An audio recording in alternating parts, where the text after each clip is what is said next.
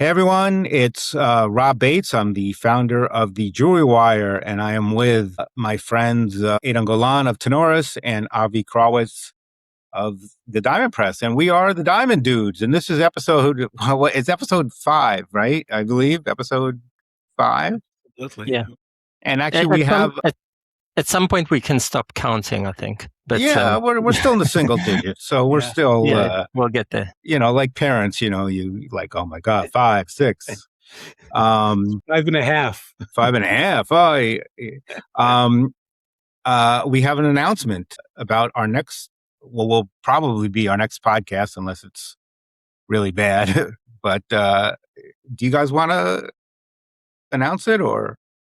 Yeah, Avi, what's in the cards for us? Well, we're hosting a live podcast at the CIBJO conference or congress on September 6th. That's at the Vicenza show, and that'll be followed by a panel discussion that we'll also be involved in. So if you're going to be at Vicenza, if you're going to be at the CIBJO conference, you should join us and see the magic unfold in person. Right, and I think this will be the first time we have done this podcast. First of all, not only live, but also not the first time in the same room. So huge milestones for podcast number 6. And we'll, unless it's really bad, we will release it as our next podcast. Well, I think it's going to be pretty exciting. I mean, first of all, the Vicenza Oro show is a fabulous show, especially the September edition. I've never been to the Vicenza show in September and was disappointed. There's always a lot of demand, a lot of inspiration in terms of design, etc. And the series that CIBJO does every year is very interesting, and I think all of us spoke there in the past, right? And so this time it brings us all three of us together on stage. I think it's pretty cool. Yeah, it's gonna be fun. It's CIBJO's centenary, so there was that's why they're bringing in such special guests. That's why they're pulling out the stops. Yeah. Okay. Yeah. Well, that's so it's coming up. So that's our first live show, and we're pretty excited about it. We can watch our jokes just like die right in front of a live bomb in terms of the comedy. Okay, so how's everyone been doing? Okay, y'all look good. Y'all seem good. Life is treating us politely, I think. Good. Now I just got back. People always ask me about the diamond industry and how it affects me. If the market's down or up, and so it just gives me more to talk about and to write about. So so we do want the market to succeed. But Rob, you were in Singapore for the World Diamond Congress. How'd that go? That was a very nice event. Singapore really pulled out all the stops as far as a Congress, so everybody was excited. I thought it was a nice event. I think there was some very interesting discussions. There was, people weren't talking things like tariffs and sanctions and kind of the things that usually people talk about in these conferences, like traceability and stuff like that. It was very much focused on demand and how to increase demand, because that's really the big issue right now. So very laser focused on demand. And, it was during a tough week, right? Because it was the week that De Beers announced that, first of all, that they were laying off a lot of people, and they were going to close the Venetia mine for 2 years. And then I think right as the Congress ended, Ekati basically said, we're calling it quits. So it was a tough week for the industry, but I got to say, people had a lot of spirit. It doesn't seem like anybody's really giving up on the diamond industry, or the natural diamond industry, I should say, just yet. People have a lot of ideas. They're focused. They know what they need to do. Obviously, there's a little anger and resentment. People sometimes you feel like these people going through the 5 stages, and first there's anger, and then there's bargaining, I would say That you think overall, that the diamond industry is dead, and now we're going through a mourning process? no, I think that well, I would say the perhaps the old diamond industry is dead. I think there's going to be a new one that will be born. And I think people were in good moods and fighting spirits, and it was it was just very interesting, and it was interesting to get. I did a panel on selling in Asia, which was very interesting, and one of the things, excuse me, one of the things they talked about was that in Asia, in India, and China, they do not sell lab grown and naturals in the same store. That's very much kind of verboten. The Uh, Russian approach. yeah, but it's just kind of how people do it. I don't think it's under law. It's just how that people tend to separate them. So, and it was interesting seeing the Asian composition of the industry, and of course, the World Federation now has its first Indian president, which is actually kind of amazing if you think about it. So, it was a little controversy over Qatar coming in, but it did come in, and It's the overall, new a nice event. the Diamond Exchange in Yes, the Qatar Qatar being. Diamond Exchange coming into the WFDB. So there was a It's little. going to take a while. Let me ask you, first of all, it's great to hear that, those that are kind of movers and shakers in the industry and have an impact on how the industry is shaped, that they're very focused on demand. And the question is, what is it? How does that translate into reality? Are they helping promote diamonds marketing, or are putting up money, or, I mean, what does it mean in practice? Well, they're supposed to be putting up money. The Luanda thing is still in the phases, but I think people understand it should happen, and it has to happen. Um, I think they're thinking about different approaches, how to use online, how to use social media. Um, I'm not 100% sure. I mean, nothing. These are mostly usually nothing really concrete comes out of these things, but people understand that these are not normal times, and that people are really going to have to figure out a way to get new consumers interested in the product, and that's really it. I think uh, Yeah. Okay. I think the mood I got was determined. Definitely people understood that they're a little down, but they didn't feel like they're out, and they really feel that they believe in the product. And people from Botswana were there, people from Angola were there. What was interesting was there was nobody from De Beers there, because it was a big week for them with the layoffs and everything, and usually they have a huge presence there. But overall, I would say determined. Good. Yes. Happy to hear. It feels like the industry is kind of in a more positive frame of mind in general. The earnings season that we're in the middle of at the moment has been on the whole quite positive, I think, or more positive, certainly from a retail point of view, both in the US, both among the luxury houses that have been off the charts, and the Hong Kong jewelers have also had a very good period of growth. And also within the trade, I think, Rappaport put out their monthly price statements, and it was on the whole positive. Their indices were flat or up for different categories. So it feels, I don't know if it's a seasonal thing, or if maybe there's been a floor that's been established, and the industry is kind of hovering around a lower new normal. I don't know if you see that in your data, Edahn.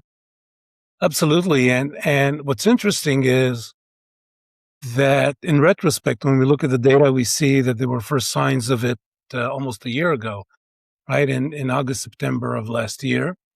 And it took a while for us to pick it up. It took a couple of months until we saw that there's something very distinctive here.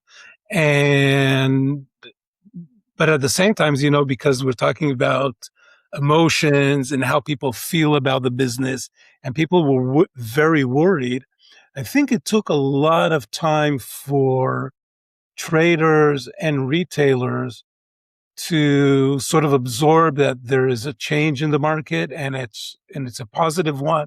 And then, even though it's in a fairly narrow area, the higher end goods, the pricier items, we also see this with the luxury houses. But it's definitely there, and I think that it's going to be in the midterm. We're still going to see it for at least another year. That's my sense of it. And it really is amazing how consistent, when you look at the three main luxury houses, how consistent they are as far as jewelry leading the growth in jewelry is increasing in fashion, and textile is decreasing. Yeah, or not, it's not catching up. And it's pretty striking, actually. Yeah, and you got to remember that in jewelry there's a sort of an ebb and flow. All of a sudden, everybody wants to buy a jewelry item, and there's this, I don't want to say manic rush, but there's a rise, and then after a while, it kind of dissipates and falls back. But this is a great opportunity for the market to take it. Instead of resting on its laurels, this is a great opportunity for the market to sort of, drive the important messages for the long term. What are we doing? How are we doing that? What is the meaning? How does it positively impact your life? Why do you want to be associated with that? And I think that if the industry will be good at doing that, especially at a time like this where we have consumers' ears, then it will only do good in the long term. Yeah, I don't think the industry talks about what the luxury houses are doing in their marketing enough. Because I mean, so sure they have the legacy, they have the the craftsmanship and the budget to invest, but they are doing something. Their messaging is so much more effective, and their marketing, and just a plain ad on YouTube, it's just so much more effective. Not only because it's Cartier, but because it's an interesting watch. It's very engaging, and I feel that the rest of the industry should try and emulate that, and they don't. There's kind of this formulaic messaging still today, also within the category marketing that the industry does. It lacks a certain sex appeal and elegance and sophistication that those luxury brands just they hit it every time. And I don't know why they're not there. You can't replicate that for the more commercial type of brands and goods. I agree. If you look at, first of all, I got to tell you that every time I'm involved with organizing a conference, for example, the conferences in Antwerp, we always invite the high-end retailers.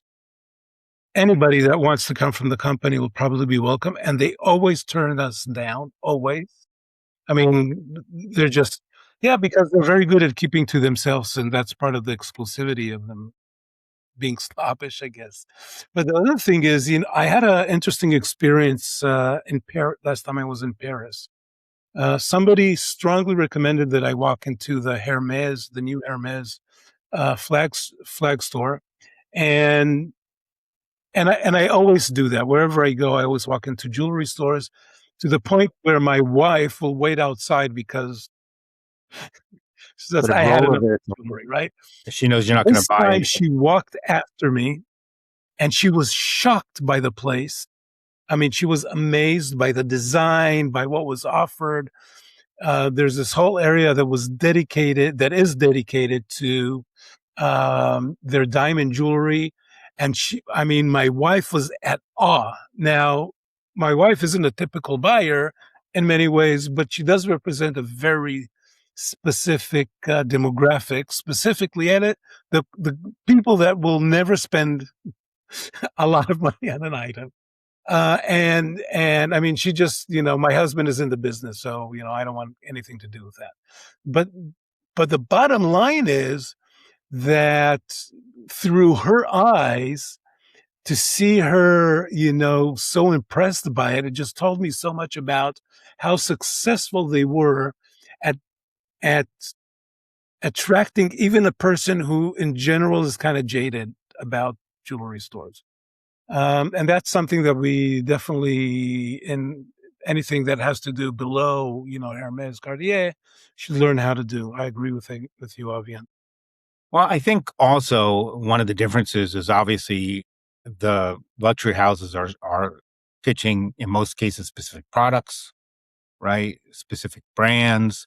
So it's easier for them to make a case. And I think that's one of the reasons why category marketing has kind of evolved into beacons, right? Because the beacons are something specific that you can sell, as opposed to just selling the idea of diamonds and, kind of how it was traditionally done before the beacons, which was like, a diamond is forever, a diamond is this, a diamond is that. It's more about selling specific products that increase demand. But yeah, I mean, look, these luxury houses, I wouldn't say they're essentially marketing houses, but that's obviously always been a strong point, and that's always been where their heads are at. You have a brand, you have something like Tiffany, and you just spend tons of money promoting it. Richemont same way, obviously. So carrying, I think that. Yeah, I think their stuff is a lot more classy. I think it's a lot higher budget. It's a lot more innovative. Though, again, unless you're selling a specific beacon, I think it's a little harder to do with a quote unquote generic product with just like a diamond. And that's kind of one of the, I guess, issues right now is like, how do you sell the idea of a natural diamond? And versus, just selling a nice brand. To the advantage of, to say that the benefit of many jewelry stores, Cartier, Hermes, etc., they've been around for well over 100 years. And Tiffany, and in that respect, they had the opportunity to open a couple of branches, make a decent amount of money to expand their staff, including marketing, went public, and that allowed them over an extended period of time to develop to where they are today. Today, they don't have to learn how to do it. They just have to adjust to the times. Many companies, many retailers all over the world don't have that kind of history. Even if you've been around for, 20 years, 50 years, I mean, second generation, it takes a lot more than that to have the know-how of how to market and trust, an outside voice, etc. So it's not an easy process. I'm not pointing a finger at the retailers, but I agree with Avi that there's a lot to learn from looking at those guys. Yeah, I do think. Sorry, Rob. No, I just want to say that I think LVMH, if you look at their history, they have been a lot more successful with legacy brands than with new brands. And obviously an example of that is the De Beers brand, which was a partner. Well, I do think that the industry's been relying on or has relied on category marketing for so long, and it's almost like a legacy brand on its own. A diamond is forever. and its focus now is again on category marketing, that it sort of dilutes the need for to create new brands in the industry. And I think that's what essentially will, that's what pushes the overall category effectively as well, is to develop new brands. And I don't think that, we have the legacy brands, and obviously they have their history to prop them up, but new brands develop all the time in all sorts of different products. And there's no reason why there shouldn't be a push for more branding within the diamond jewelry industry. And I think there's a space for that. Example. Sorry. Brilliant Earth is a great example. And that was the essential message or the insight behind supplier of choice, which I don't know if we want to talk about De Beers just yet, but that was, and I still think it was valid. Let's see if Gareth gets elected. Gets selected. Yeah. I mean, selected. And that's something that a lot of people are still very upset about, that they felt that they were pressured into starting brands when it wasn't necessarily, companies went bankrupt. Right. It wasn't necessarily right for their company. That said, I do think it was a legitimate insight that a lack of brands and a lack of distinctiveness. And, I remember there was a quote a De Beers executive gave me. He said, what if you went to perfumes and there was no brands, and the only person, all perfumes were advertised by the perfume trading company? It would not be, it just wouldn't be exciting. I mean, what makes those companies grow, and stand out is the branding and the differentiation. And I remember both Gareth and Stephen Lucier talking about perfumes. Yes. Yeah, they were completely right. It's just, it just was kind of like too much shock therapy, I believe. But yeah, I mean, the famous misstep is that they tried to enforce that through the manufacturing sector, and manufacturers manufacture. They don't develop brands. It's kind of interesting what the approach would be today, if it would be at the wholesale level, or if you focus on the retail side of things. Because I think, and you can correct me if I'm wrong, because my experience in this area is not so watertight, but historically the brands developed as at the wholesale level, right? And so they would distribute and have their brand in other retail stores. And I think today it's more of a consumer facing ownership of a brand's name, and is that a fair take? I mean, I don't want to say it's not a fair take, but my experience has always been in the jewelry industry. It's largely the stores that are the brand, right? And that's why you have unbranded diamonds, right? Because the store is the brand, right? And in certain circumstances, when there have been brands, Tiffany's sold as a wholesale brand for a little while, and then they kind of took it away, and I think retailers got a very bad feeling from that. I think that's typically been how it's worked, that because you have so many small mom and pops, and because because of the cartel structure, it's always been that the retailer is the brand. Yeah, the fragmentation definitely works against it, but you got to remember that the reason that what really drove De Beers to go in that direction was the loss of market share. The minute that it was an 80-90% of the market, and all of a sudden became a 60%.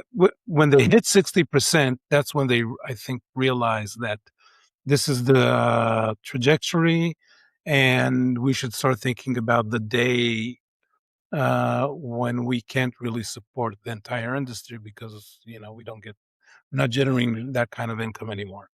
Because they look to people like free. You're taking a free ride off our money, right? We're advertising for your products. For every $1 they put in advertising, they got 80 cents back. That made perfect sense to them.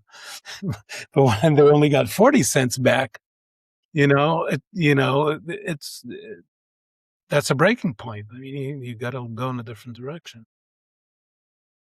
So you mentioned earlier. No, please go ahead. No, I was just going to say that to pivot in terms of subjects, the luxury houses have had a great year so far, and so have the luxury jewelry segment, not the luxury jewelry house segment, itself. correct? Yeah, and luxury houses are not doing so. True, and in fact, within the luxury space, there's an emphasis on jewelry, which is very encouraging for the industry. But another area of growth in terms of overall sales has been among the Hong Kong jewelers, and I'm curious what that means for the diamond industry, because to my understanding, it's very much gold driven, and so we're seeing the likes of Chow Tai Fook and Chow Sang Seng see double-digit growth. But is that a gold? It seems that that's a gold story, and so I'm not sure if we can read too much into a recovery in China, Hong Kong for the diamond trade. Well, I think those markets are not necessarily as receptive to lab grown. I guess we'll see, or certainly are perceived as they probably will not be as receptive to lab grown as in the United States. And I think Chow Tai Fook has been committed to natural diamonds, and I don't see that changing in the near term. Yeah, the Eastern market, so everything from China westwards, jewelry is very value oriented, not price oriented. So price in the United States is a big thing, and that's the biggest appeal of lab grown. But if you look at what people are buying, let's look at it in terms of gold, right? If you look at gold jewelry purchases in India, China, etc., you see there was a rise, it increased, and then at some point there was an understanding that the prices of gold are going to continue, even if they continue to rise, they will decline. And all of a sudden, in India and in China, there was a decline in sales of gold jewelry. I think that if there's going to be a market for lab grown in places like India and China, it will be for relatively low cost fashion jewelry. We're not going to see that as a statement piece. We won't see them in any of the items that are, luxury. And in that regard, when we look about price as a price-oriented market, that's why it's hot in Australia. That's why it's hot in the UK. But I don't expect China and India to be huge lab-grown markets. I agree. However, one of the difficult things about lab-grown is that you can't tell. So, you're assuming that everybody's going to be telling the truth about what they... Yeah.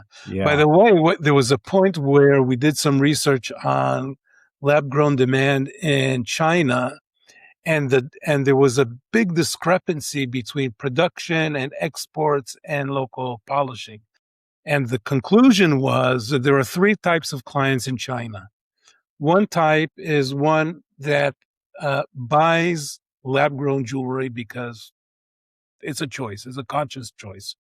The second is that the retailer buys lab-grown but sells it at natural.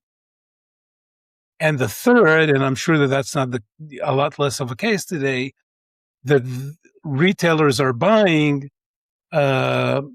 lab-grown unknowingly and then selling it as natural. And so this is 10 years ago, right? So 7 years ago.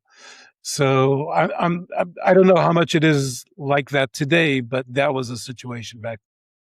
And right now in Vietnam, which is a relatively small market, let's talk about Vietnam. There's a very big scandal, right? Yes. And apparently it's we certainly had scandals in the jewelry industry before, but this one is really affecting the whole country. For the benefit of our viewers, I think most people have no idea what we're talking about right now. Can you give a quick background? So apparently there was a big diamond smuggling ring in Vietnam, which involved millions of dollars of diamonds. And what they also found was that one of the big certification labs was scraping off GIA reports and then GIA inscriptions, I should say, and then putting other different inscriptions on there. And again, from my understanding, um, in Vietnam, people look at diamonds in the kind of traditional store of value way, and they they buy jewelry because they feel it does hold value and because it is an asset.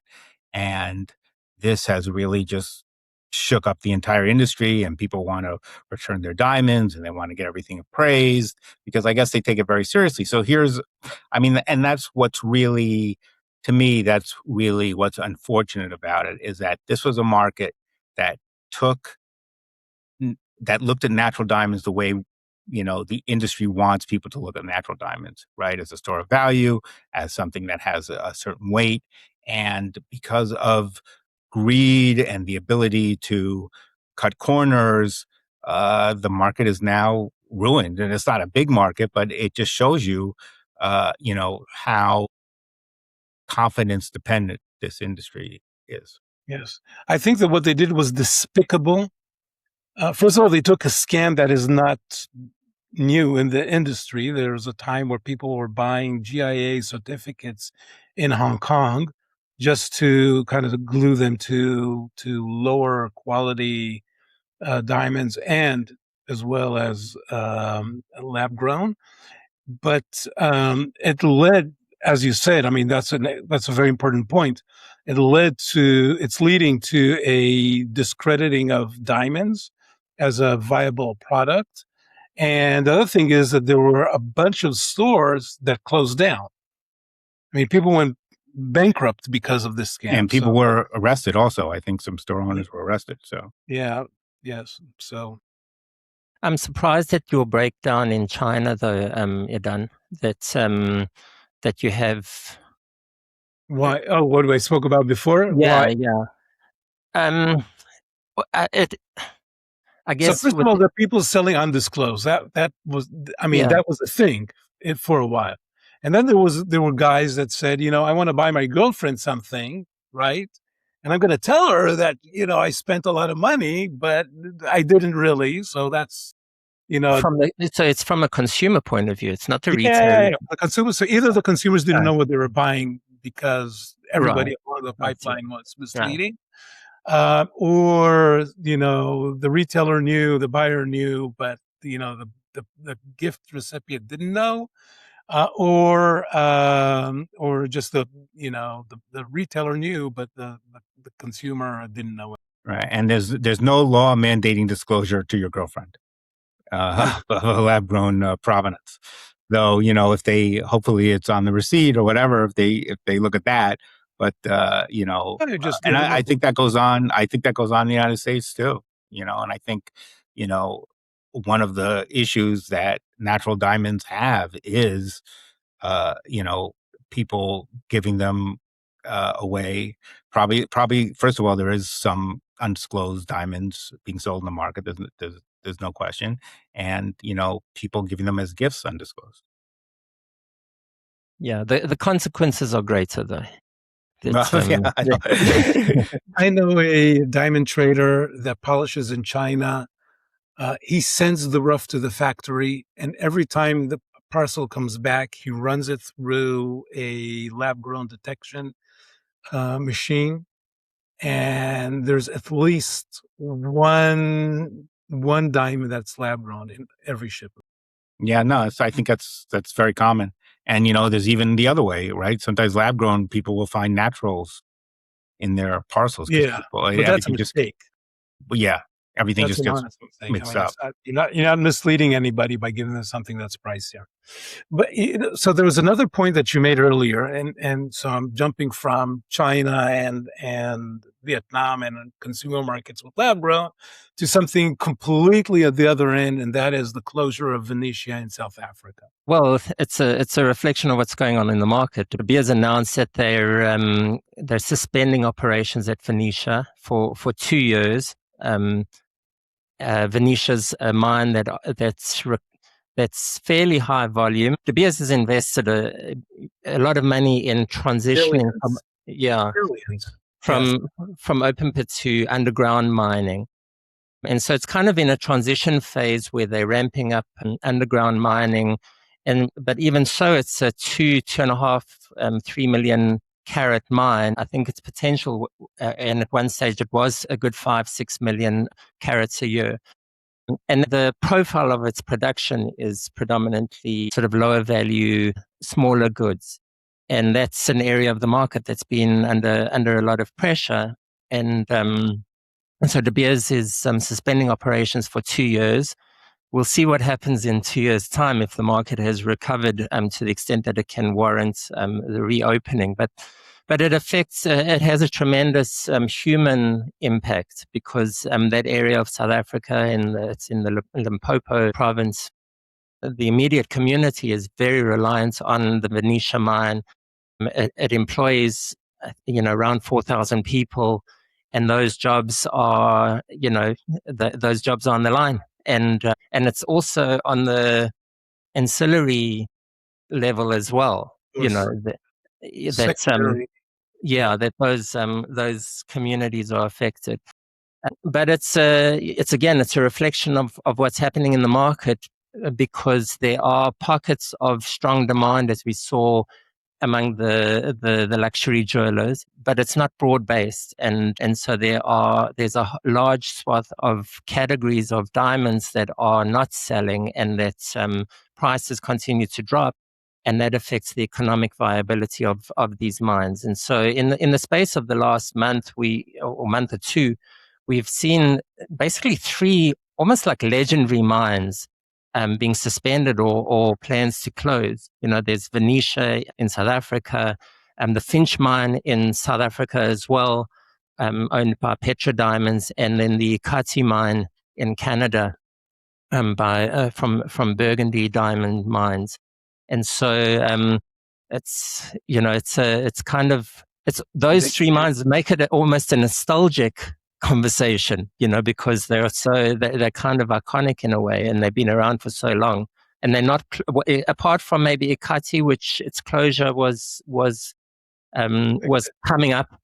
The other 2 were not necessarily on the cards. Venetia has a life of mine theoretically of extending into, I think, the 2040s. Well, Finch is a legendary mine, was very prolific and produced some of the most incredible diamonds that we've seen. The thing about Venetia is, first of all, they spent a lot of money, a lot more than they planned, on the last cut, which is, as you go deeper in a diamond mine, you got to open it a little bit. So that process was expensive.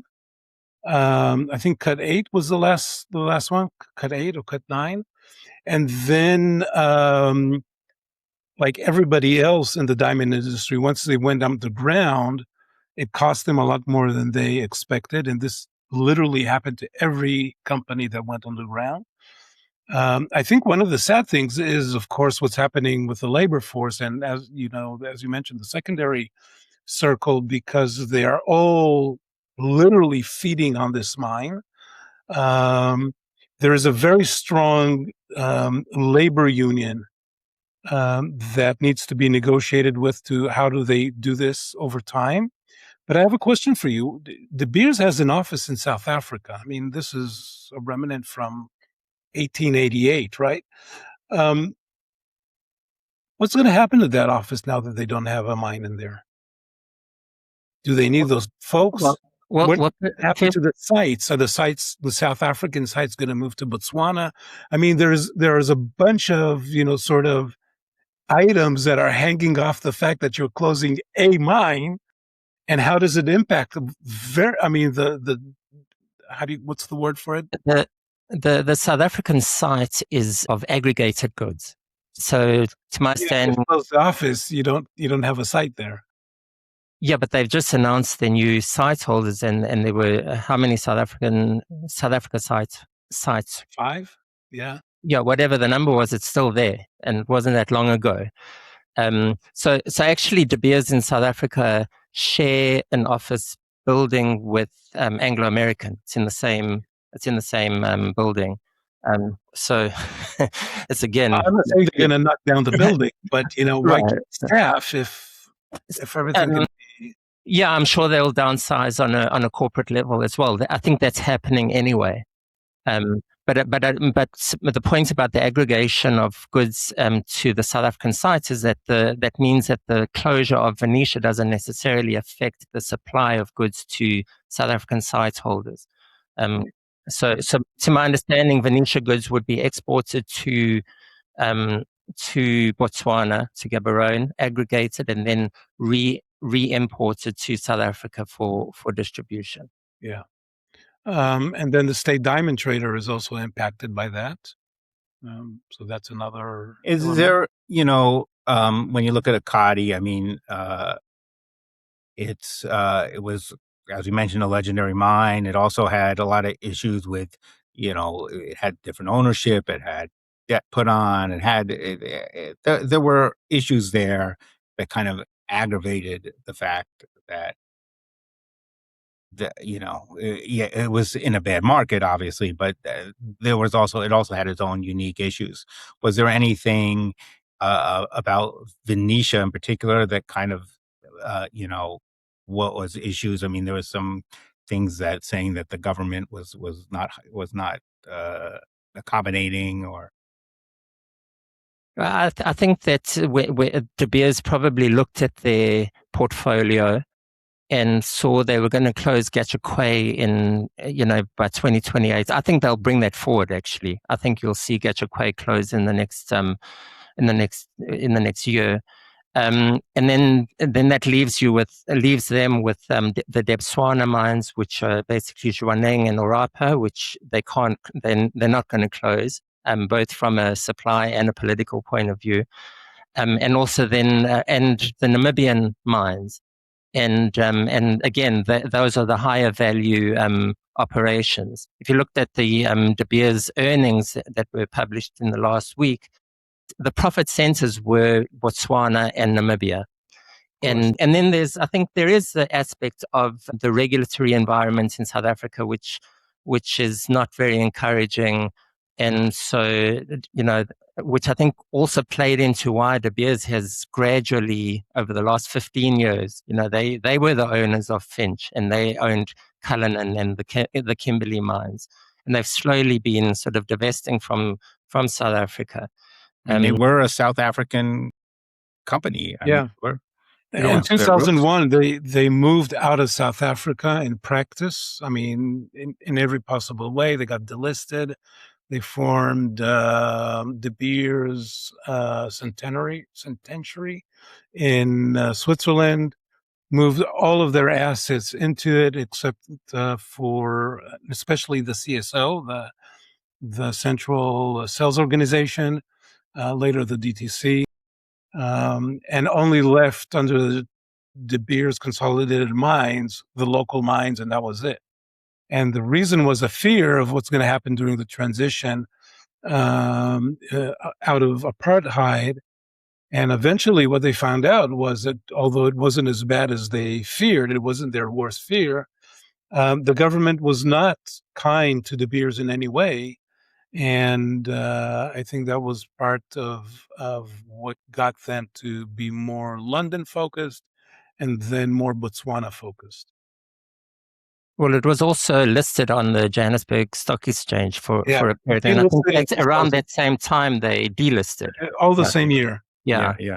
And it was actually dual listed, what they called a linked share, so you could buy a share either on the JNE or in the London Stock Exchange, and actually in Switzerland there were a couple of the Zurich, I think they were listed. And it didn't matter which one you bought, you got all three of them all together, which was kind of interesting way of managing everything. But they were listed in London. They both literally listed. They were on the there's a slightly different structure in the UK since 1889, since a year after they were established. Well, with the fear of becoming the diamond dudes about De Beers podcast, I mean, there's always so much to talk about with De Beers, especially at this time as the sale, Anglo's sale progresses, or we hope, or we think we have progresses. a year of goodies. There was a fascinating article. It was, I think, in the FT this week. There was a lot of reporting around the Anglo and De Beers earnings. And one of the stories that came out is that the Anglo's CEO, Duncan Wanblack, Yes. I think that, yeah. I guess.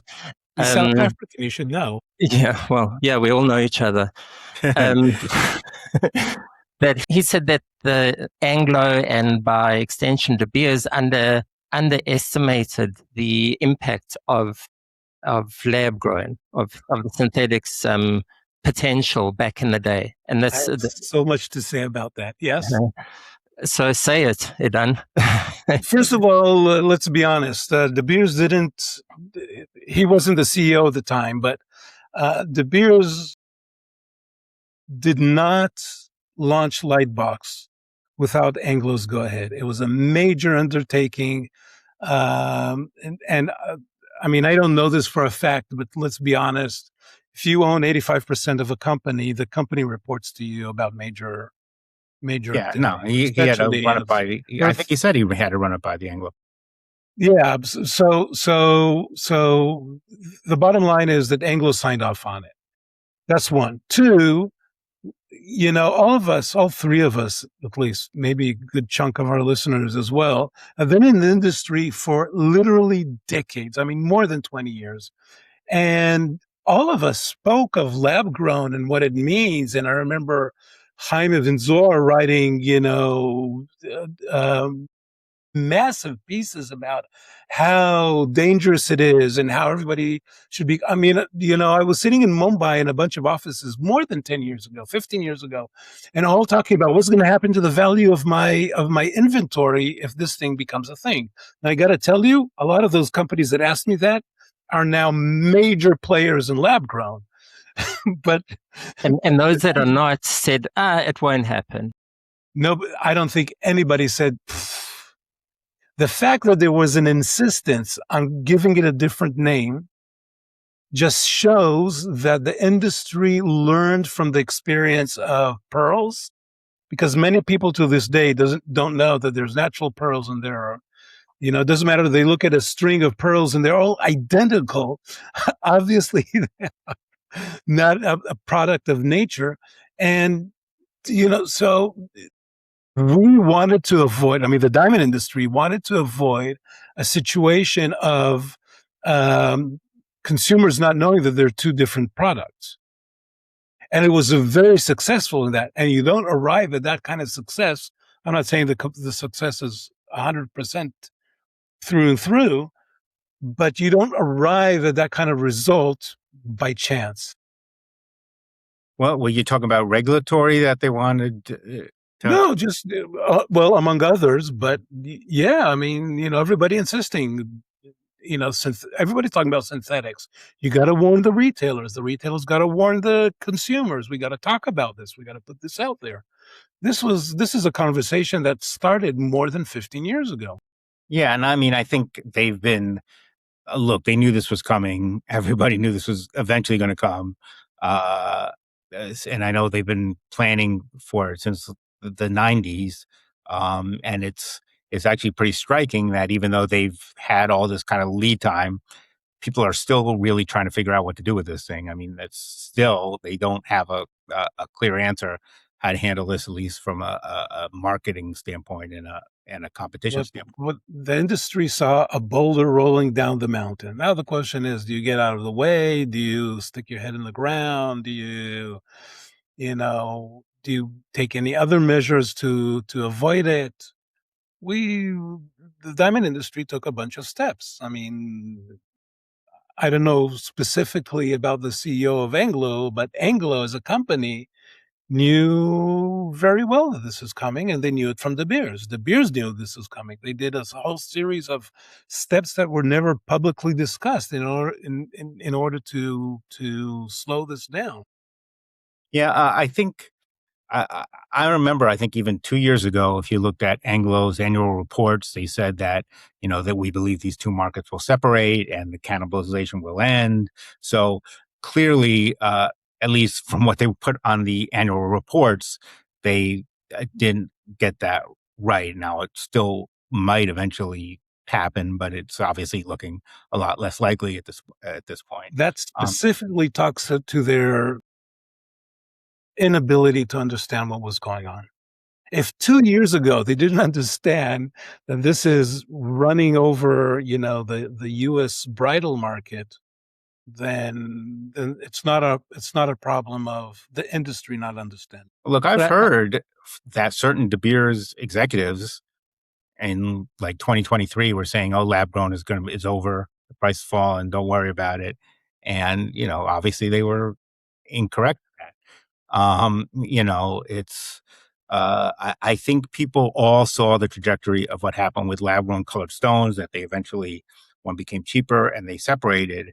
But the thing is, they're very different products, and people there's different incentives as far as what jewelers sell, and there's people buy them for different reasons, and it just has not worked out. The kind of, if anything, the cheaper lab growns have gotten, the stronger they've gotten, right? Their sales just keep. The unit sales are increasing, yes. Yeah. But if we're trying to talk about a timeline, then and De Beers, I remember both Varda Shine, who was the CEO of the DTC, and Gareth, while he was the CEO of De Beers, both of them talking publicly about how do we need to be careful about lab grown, and that it's going to be destructive economically to the industry. Those guys did not shy about how they felt about it. Right. And I think, there was a bunch of companies that tried to do it in the 90s, and most of them failed. Right. And I think they took a certain comfort in that they weren't able to do it, that these things were at the time expensive to grow. So there wasn't that kind of, it wasn't the kind of COVID was the perfect storm in that regard. Right. I think his comments were a bit of a deflection, frankly, and not intentionally, because I don't know if he was around. I don't know his background. He was clearly not involved in that decision, but it deflects from the role that De Beers played in stimulating interest and demand for lab grown. The whole light box thing, you can spin it a million ways. And De Beers has tried to, Al Cook has said we've achieved our goals with Lightbox. He said somewhat. He said we somewhat in being the great disruptor, but it wasn't. It just wasn't it wasn't a disruptive force, and all it did in hindsight was endorse the product at the time. And I think the same for the GIA. I don't know if there's any value in having this discussion. It's this sort of "I told you so," or "Why did you do that?" 5-10 years ago. But those two companies are very influential, the De Beers and the GIA, and they played a role in the broad acceptance of synthetics. And they've kind of flip-flopped on many issues within that lab-grown space. And like I say, it's just an acknowledgement at this stage. I don't think we're not going to take them to Sibjo and prosecute. To their benefit, we got to say that both De Beers and GA made a serious U-turn on the topic. Well, they And had to. I mean, I give them the benefit, but the situation in the market environment led them to make those U-turns. of course, And frankly, always I economic pressure. Look, I mean, it's also possible. I mean, we don't have an alternate universe, right? So it's certainly possible that if the beers never did Lightbox, right, and there were, you know, I've said this before, but at the time, not a lot of people knew how to mass produce synthetics, and De Beers believed it had protectable patents, which it turns out it did not. But so the idea was, hey, we can go. Well, we're one of the few people who can do this market. When we get in the market, we can kind of set the tone for the debate. So, I mean, that makes sense on an intellectual level. It obviously didn't work out the way they planned, and one of the reasons was because they had this idea that nobody's going to buy them for engagement rings, and and that ended Big up mistake. completely I wrong. think the biggest news that people will walk away from this podcast today is there's no multiverse. Right? We don't know, but I'm saying even if And Lightbox there didn't isn't any. I happen, believed you. yeah, even if Lightbox didn't happen, it's possible we might be in a very similar situation, right? Because in the end, what is selling the product? It's this idea. It's the same thing, but cheaper. And that doesn't go away with Lightbox. Lightbox just made it a little cheaper. So yeah. there's a chance that there's a parallel universe where Lacknight is the product. Yeah. So you want to talk a little bit about? No, I don't want to talk about Lacknight. I mean, people can look up the ads that I posted on Well, online. where did you find those, by the way? You I said was that I was I was looking for an so image. Lacnite was, I guess, a simulant. Well, if you look online for images of De Beers ads, they usually start around the mid 40s because that's when A Diamond Is Forever was coined. But they started actually in 1939 with generic marketing, and I wanted to find an ad from 1939 that De Beers put out, and I found a website that had a series of those ads. By the way, the amount of text on them is scary. But what they had was the People top. used to read in those days. Pardon? People in those days sometimes would read as opposed to Yeah, now. Now they didn't listen to podcasts. yeah. And so there was a drawing by a well-known artist, some of them specific, including Pablo Picasso, by the way, some of them specifically for a De Beers ad, and then a long text about why you should buy a diamond. And then at the bottom, there would be prices for half carats, carats, 2 carats, etc. I can tell you that back then, in dollar values, that not counting for inflation, 110 years ago, it was already pricier than lab growns today. And so I run into this website with all these, old ads, and they had those ads from the company. What was the name of the company? It was called Harold Lackman. Man, he invented Lacnite. He named Lacnite after himself. The Smithsonian has an archive of all those I don't know all of them, but there's a ads. it's There's a H.G. Wells story called The Diamond Maker. Really? Yeah, and it's about a person who figures out how to make artificial diamonds, and I think this is like in the 1900s, or what we would now call lab-grown diamonds. And okay, please remind me. Please remind me. Maybe not next time because we're going to be in Vicenza. We're going to talk about that in a minute again. But in 2 months, I have a book that was written by no other than Ian Fleming based on a true story, diamonds disappearing in Africa and trying to track them down. He followed a police officer that was his task at hand. Fascinating book. Story has it that De Beers wasn't happy with the book when it was published, and I tried to sort of block it in a way. But fascinating history. And Ian Fleming was a MI5 spy, so he knew a lot. What's interesting about this diamond maker story is that over the course, it's like two guys meet on a bridge, and there's actually been a bunch of these stories because I read a bunch before I wrote my last book. But science fiction, right? Nobody can really actually make diamonds in a lab. Yeah. What a crazy idea. So over the course of the guy who makes diamonds said, he at one point his experiments blew up and a bunch of people got hurt or killed or something like that. And he's like, well, it's a shame, but it's all in the name of science, and I think it was kind of H.G. Wells' commentary on how certain people look at progress. And we spoke about the human toll of Venetia shutting. I mean, I think that's still an attitude that you see that, okay, well, that stinks, but this is progress. Life. Okay. All Guys, right. So the next time I'm going to see you is going to be in Vicenza, Italy? Yeah, it'd be cool. I'm How psyched. exciting. Okay, You're so we know psyched? it's going to be... Are you psyched, Avi? Or say that again? is Avi psyched? I think the first time I met Avi was in Vicenza, if I'm not mistaken. Really? I believe so. Yeah, possibly. It was a Subjo conference. Yeah. Yeah, or the fair, or it might have been the fair.